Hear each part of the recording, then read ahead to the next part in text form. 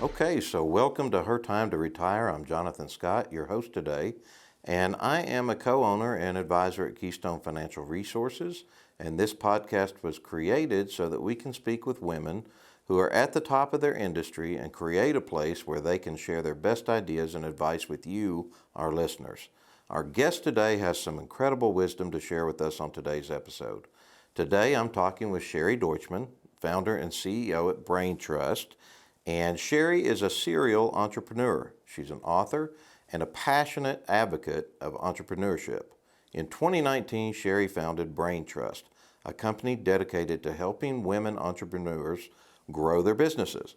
Now, prior to founding BrainTrust, Sherry was founder and CEO of Letter Logic, Inc. This is a company that she grew to $40 million and sold it in 2016. Now, Letter Logic was named as an Inc. 5000 company, which is one of the 5,000 fastest growing privately held businesses in the U.S. for consecutive 10 years. Now, Sherry attributes the success of Letter Logic to its unique culture in which the needs of the employees come before those of the customer or the shareholder. And that culture led Sherry and Letter Logic to be featured in the New York Times, Forbes magazine, Business Leaders, Inc., and Fast Company. Sherry was honored by President Barack Obama as a White House Champion of Change in 2016.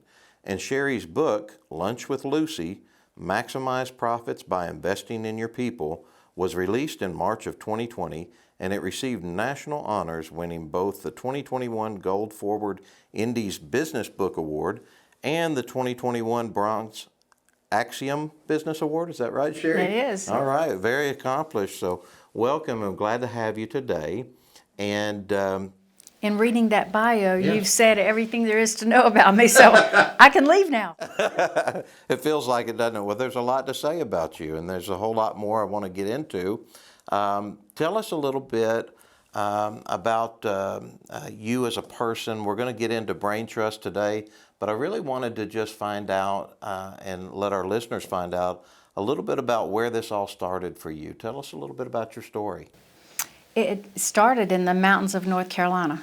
I grew up in a town called Banner Elk, which is a ski resort town. Very familiar with Banner Elk. Mm-hmm. And I left there in my early 20s. I was newly divorced, young mother. I had a 2-year-old daughter and decided that I was going to move to Nashville to be a star.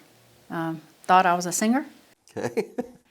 And I'm a pretty mediocre singer, and I had no other skills or knowledge or anything. I had only a high school diploma. The only skill I had was in toilet scrubbing. I had a route where I cleaned gas station bathrooms. It was a rough job. Very glamorous. Yeah. And I was a receptionist for my dad's plumbing company, and that's how I made a living. And so I was I was very naive, thinking I was going to come here and get a record deal. And had very little to fall back on. So I ended up selling cars. Okay. I worked at Beam & Lincoln Mercury because you could get a job selling cars without a degree, without any education of any kind really, and without any formal training. So I started a career there in sales. Mm-hmm. I was raised as a Jehovah's Witness, Okay. so that Jehovah's Witness background turned out to be a pretty good training ground for sales. Okay. So you learn how to call on everybody, knock on every door, and to handle rejection. And so that background really served me well in sales. And the first couple of years in Nashville were very rough. I didn't have enough money often to pay the light bill and daycare. So my daughter and I learned how to take cold showers in the dark. Wow. And just had a cooler where we kept, the basic needs that had to be refrigerated, and just, struggled through life for a couple of years until I kind of hit my stride in sales and started getting out of that kind of impoverished period of my life. Right. So I bet you were great at sales. I think I'm decent. Okay. I've seen much better. So how long do you say that you spent selling cars there, and what was the transition? I was only there a year Okay. because I did what a lot of women do, which is foolish. I started dating my boss. Oh, wow. Okay. And then, it became obvious one of us had to leave, and that was me. But I'm grateful for that time selling cars. The car industry's rough. Very long hours, so that was really hard for me as a single mom. And not steady income. I would do really great one month and sell a lot of cars, and then a couple of months not sell much. So How did that lead you on to Letter Logic? I started, when I left the car business, I just started working for my waste management first in medical waste sales. And that just led me to a career of medical sales. And I went to work for a company here, and actually here, just a block away from here, National Business Products. And they had, Stephen Prince was my boss, and he had the idea that he could get hospitals to send their data to us electronically, and then we would print and mail the hospital bills. And so he owned a traditional printing company, printing letterhead, business cards, and things like that. But he had decided that he could get hospitals to do that. And that's what he hired me to do, to go to hospitals and say, send us that data. Let us do your printing and mailing of your bills. And it was right at the very beginning of how hospitals beginning to even think about outsourcing that. So it took me maybe 6 months to get my first client, and then after that, we just grew so quickly. And so I went from making so little money I couldn't keep the lights on to making six figures very quickly. Wow. And bought my first nice car and bought a house. And, by that time I'd owned a couple of houses. But that company was acquired. And with the acquisition, I was vice president of sales for that company. And in general, we were just not very good. I would sell a new account and lose an account the same day because our customer service was so bad. So I had no trouble selling the accounts, but keeping them was the problem. I think that's a challenge for a lot of business owners. Yeah. You talk about consistent flow going in the top of the bucket, but how do you seal up the hole in the bottom of the bucket? So I was a really dedicated employee. I feel like I was an ideal employee. I was mostly paid on commission, but on nights and weekends, I'm the one who cleaned the bathrooms.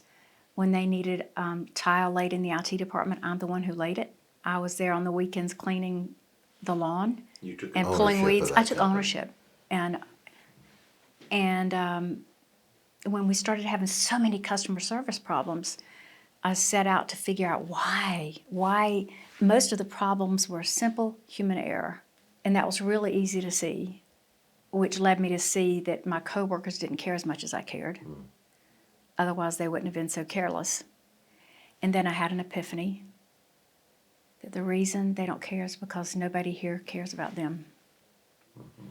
And they knew it and they felt it. And I had just read the book called Nuts. And it's a story about how Herb Kelleher started Southwest Airlines with his belief that if he took great care of the pilots and the flight attendants and the baggage carriers, that they would take great care of the passengers and it would all work out. And it has, It did. It's a great model. Yeah, right? Sure. So that was like ding, ding, ding, ding, ding to me. I ran to my boss and said, I've got an idea for how we can stop the bleeding here. That if we just take better care of the employees, they will take better care of the customer.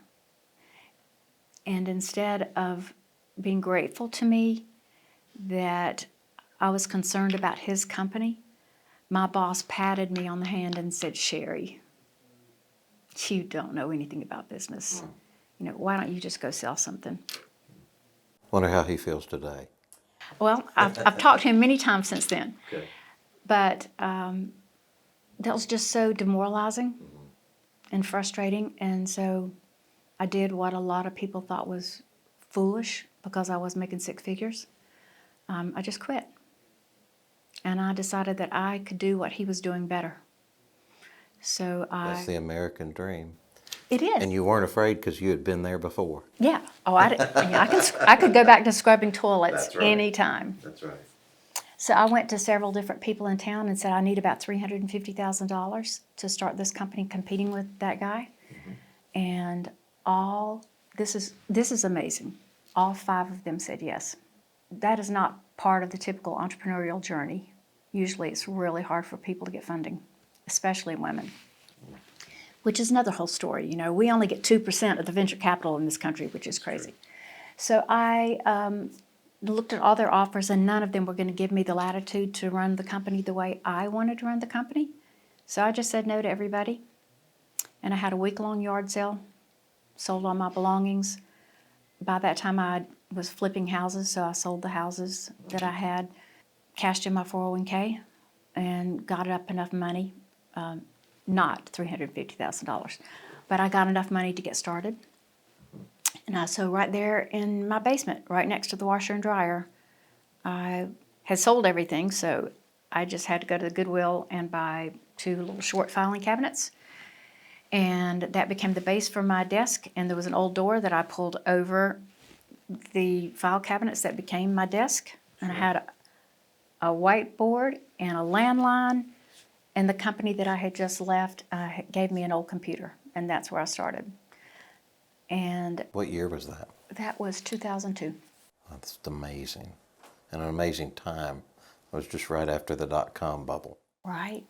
So actually, I left them in October of 2001, and then incorporated in January 2002, and knew that I could be just like them. I knew I could sell the service, but I knew that I could also implode if I followed their path. And so my business model from day one was to be all about the employees. And I just really took to heart what I read in that book. And I'm going to take such good care of these people that when they're at work, they're not wondering whether or not the lights are going to be on when they get home. I'm going to pay them enough that they're not worried about that. And I'm going to take care of all of their other needs. So when they're here, they're totally focused just on the customer. And if I do that, my customers will be loyal and they'll be willing to pay a premium. So day one, I had, we paid for 100% of the employees' medical, dental, disability, and life insurance. We paid a fair living wage, which I could talk about for an hour, what that means. Sure. And what constitutes a fair living wage. Assuming that the fair living wage was above normal, above average. Oh, absolutely. And then we helped them start their own companies if they were entrepreneurial. We gave them gifts for the down payment of their first homes. So we had a first-time home buyers program. And then in the best business idea I ever had in my entire life, I had a very unique profit-sharing plan that changed everything. And you know how most companies that have profit-sharing plans, they pay out the profit annually. And they might do it in stock or stock options. They might do it in cash, but it's annually. It's after the books close. It's not really related to any person's individual behavior or outcomes. It's just in general. But I wanted every employee to care as deeply about the company as I did. So every month, I brought all the employees together in one room. And first, it was a room this size. And then as we grew, it was a much larger space. And we had lunch catered in. And then we went over the financials from the previous month. I shared with them the P&L. So they could see to the penny how much money we brought in. And they could see all our expenses, and we could talk about the expenses. We took the bottom line and took 10% of the bottom line, no matter what it was, and gave it to them with physical checks right there on the spot. With the key to that being that everybody got exactly the same dollar amount, which means our CFO got exactly the same thing our janitor got. Wow. because the CFO was already paid for their skills and knowledge because they had a much higher salary than did our janitor. But they equally contribute to the end product. Right. And so everybody got exactly the same dollar amount. And there was a real connection for the employees between their actions and that bottom line. So in months where we had a very profitable month, you know, we could get together at that monthly meeting and celebrate it and Right. talk about how we were, you know, rolling like a Timex, you know, Right. a Rolex, Right. not a Timex, Right. and that everybody did exactly what they were supposed to do when they were supposed to do it, and look at the results, and here's your checks. Nice. And then when things weren't so well, because we had a major screw up, then we didn't point to the person who started it, because all of us were part of the mistake. Right. Because there were so many ways we could catch it along the way. Right. We just talk about it. And let's make sure that never happens again. And because of that, the profit share is not as much this month. So the first profit share check was about $7. And you would think that's not going to motivate anybody. It did. Sure. It was still like, I am part of something bigger. Right. And then that grew to, you know, $70 and then $700. And this is every month. So if you've got people that are making $20, $25 an hour, and then every month you're getting a check for $500 or $700 or $1,000, Right. It's a big deal. it was a big deal. And it is why we had very little turnover, why we had the cream of the crop wanting to come to work for us. And there was a really unusual byproduct that I did not expect. So maybe 5 or 6 years into that, I was with the sales team presenting to a big healthcare system. So our clients were the big healthcare systems of our nation. So Bon Secours up in the Virginias, to Dignity Health in California, Stanford University Medical Center in Northern California. Those were our clients. And in one of those meetings, I just told the customer, the prospective customer, sitting with him and a bunch of decision makers around a table like this. Right. And I just said, I want you to know, Jonathan, that I want your business. I do want your signature on that page today. But I don't believe the customer comes first. And there was a long silence. I bet. And people looking at each other like, did she just say what I thought she said? And my salespeople squirming like, oh no, she didn't say that. And then their reaction was priceless. They got it. And then the salespeople, instead of being embarrassed by me, started saying, hey, can you come with us and do that thing you do? Because they didn't quite have the guts to do it. To do it, right. And the sales team said that 85% of the closes they made were what they called culture sales. That's why people were choosing us. In fact, we had one of those clients, which is, you know, a big, very prestigious healthcare system, write us a letter to say, you were 10% higher than the next highest bid, and yet we still chose you because we could see how the culture of your company would affect us. And it is why the company did so well. Wow. So everything from letting the employees bring their kids and pets to work, to helping them buy a house, to treating every employee like they mattered, and having at the heart of all that, the guiding principle for the whole company was empathy.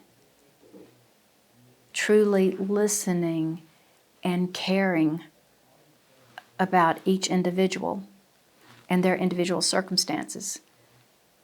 And they knew they were cared for. For sure. And so they gave it their all. And it would be hard to see how that would not work.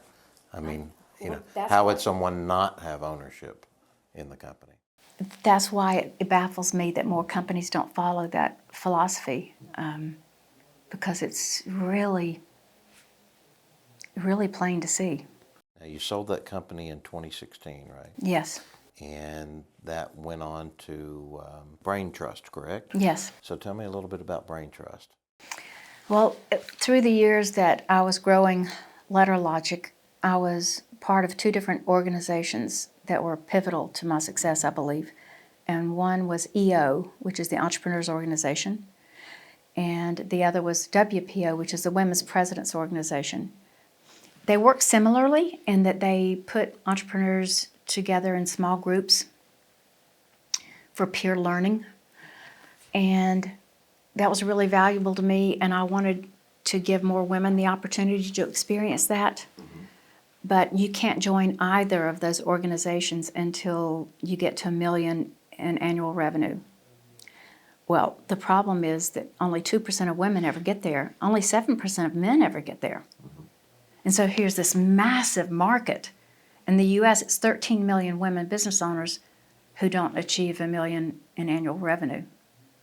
So I created this peer-to-peer learning for them, for those 13 million women, to be part of a peer group of people who can hold them accountable and who can share their lived experiences in a way that helps them overcome hurdles and vet opportunities better so they make better choices and decisions. And wow, it's working. It is working.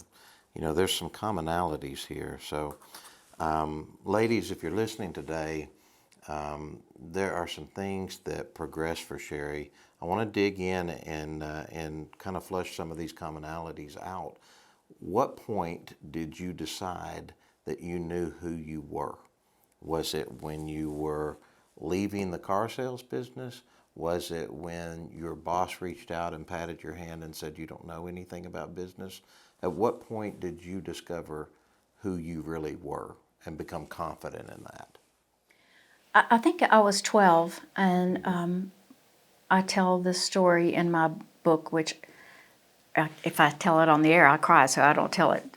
Try not to, but where I spoke up to my dad, who was kind of a dictator and not very kind to my mother, and I stood up to him at 12, no longer able to take how he treated her. And it shifted my relationship with him permanently. And from that point on, I realized that my power to speak a truth and to be direct and honest with people was a superpower. And that I had to use that power. And so, through the years, I had to stand up for myself, then became an advocate for people who couldn't speak up for themselves. And so when it came to standing up to a boss who didn't appreciate me, or standing up to clients, so I regularly fired clients that were not a good fit until I learned not to bring them on to begin with. It's a hard lesson, ladies. It is, isn't I it? hope you caught that. Don't bring people on in the first place that are not a good fit. Some of the most powerful moments I have had in my career was saying no to prospective clients. Yes. And saying no to clients. And you think that is going to hurt the relationship. It does just the opposite. It creates so much trust when you can say no to a customer and have conviction that you're doing the right thing. That's right. So I think that really started at 12. And it was a terrifying moment for me, but a pivotal moment in my life. And when my father passed away in 2016, he died before I sold the company. So he knew the company was really successful and I was doing well. But as he was in his last days, he told me that I was his best friend. And I was the one person he felt like he could be honest with. And What a gift. it was a gift. What a gift. And it was because I was honest with him. Starting at 12. And so I relate to that so much. I told you before we started that that's my mother out front. Yes. And, my mom's been a hero to me ever since I was very little. But I remember the first time I got a sense of who I was. and it was a part of our story. But when I was 5 years old, my mother and father went through a very atypical divorce, and I tell people it was more of an abandonment. And so I went from living a very nice lifestyle. We lived in a nice house in Roswell, Georgia. My father was a part of aviation industry and doing very, very well. I remember he drove a Corvette, Mom drove a Cadillac. And in 1 year's period of time, we were living in a completely different town. We were completely on our own. I remember when I thought we were getting robbed, and it was actually the repo man coming and taking my mother's car away because my father hadn't paid the bill on it. And so very early on, I went through a huge transition, and I remember seeing my mother anguish through that time, and I remember seeing her security just wash away almost all at one time. And she went from having, a very secure life and one that she felt like she knew what the outcomes were going to be in the future, to suddenly having that all dissolved and having to become the primary breadwinner. And so, at 6 or 7 years old, I remember very clearly thinking to myself, as soon as I'm big enough, as soon as I'm able to, I'm going to make sure she doesn't have to feel that way ever again. And, there's goods and bads to feeling that. Yeah. And there's things that you have to come through and realize, you can't protect and change everything, and you're not responsible for everything. But by the same token, it gave me a very good sense of what I could accomplish and what I could be driven to do. And, the boldness that you talk about is a characteristic that I know that entrepreneurs, by and large, have to experience, and they have to have a come of age time. They have to become bold to be successful. Yeah. You have to have a good sense of who you are, know exactly who you are, why you're here, what you're doing, and be bold enough to state it to other people, and not worry about what the outcome is. It is who you are. It is what you believe very clearly, and you're able to state it. And that's really a neat place to get to. So once you got to that place and you began to see this success in this model, and you began to see that it was scalable and you could teach other ladies with it, tell me a little bit about what you get out of that past just the money.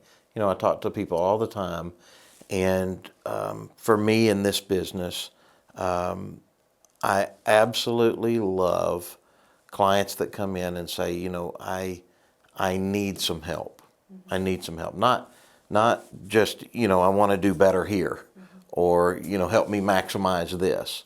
I really love hearing the words that I need some help, and then being able to document where we were right then at that moment, and then look back in a few months' time or a year's period of time and look at all the changes together and have that victory moment of saying, this was life-changing. I know that 100% I helped change this person's life for the better, and maybe the generations past that.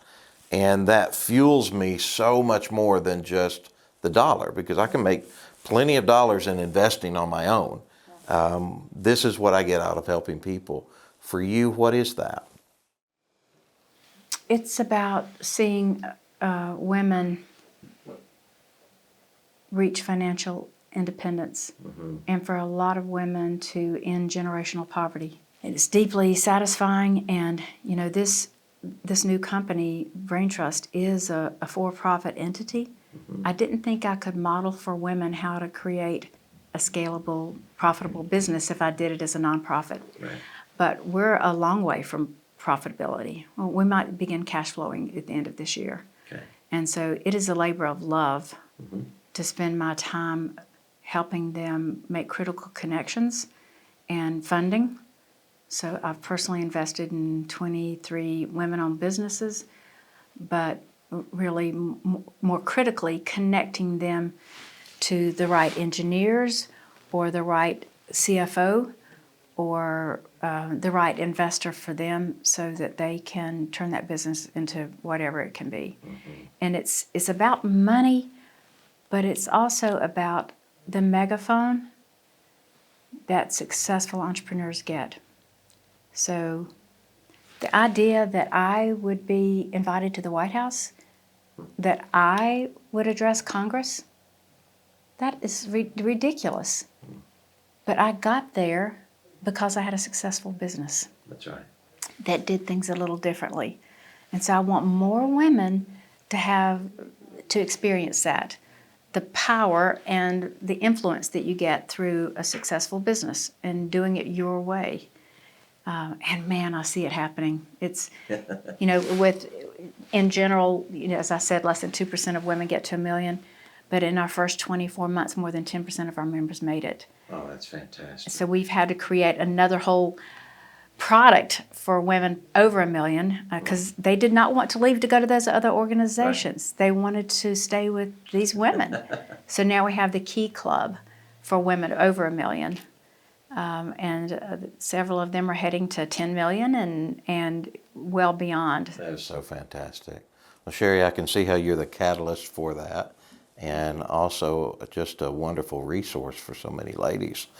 So Sherry, for our listeners out there, tell them how they might get in touch with you. Well, you can check out our website at OurBrainTrust.org, or email me directly at Sherry D, that's SHERRYD, at OurBrainTrust.org. So I hope that our listeners will be able to reach out to Sherry for ideas or services and things. Sherry Deutschmann, she is the founder and CEO of BrainTrust, and we have enjoyed having you today for certain. Thank you. It was a joy to be with you. Good. And I tell you, if any of you have any questions out there listening today, you can always call in. You can reach out to us at KeystoneFinancialResources.com, but we'll look forward to each of you having something good to hear for next time. You have been listening to Her Time to Retire with Glenn Price and Jonathan Scott. Glenn and Jonathan would love to talk to you and answer any of your retirement questions. All listeners can take advantage of a free 15-minute consultation with Glenn and Jonathan, whether via a phone call, Zoom meeting, or in person. You can schedule your consultation by calling 615-661-9554 or by visiting our website at www.keystonefinancialresources.com. Thanks for listening.